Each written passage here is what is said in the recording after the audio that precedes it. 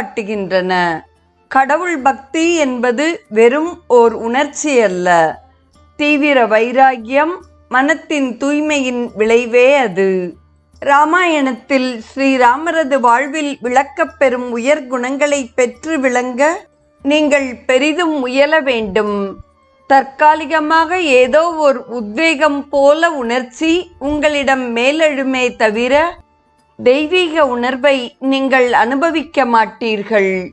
தன்னடக்கம் மற்றும் நற்பண்புகளால் படிப்படியாக பழுக்கும் ஒரு கனியே பக்தியாகும். தீவிர வைராகியம் இன்றி ஆத்ம ஞானத்திற்கான உண்மையான சாதனை எதுவும் இருக்க முடியாது. உலகப் பொருள்களை விட்டால்தான் மேலான இறைநிலையை அடைய முடியும். இதை நினைவில் வைத்துக் கொள்ளுங்கள்.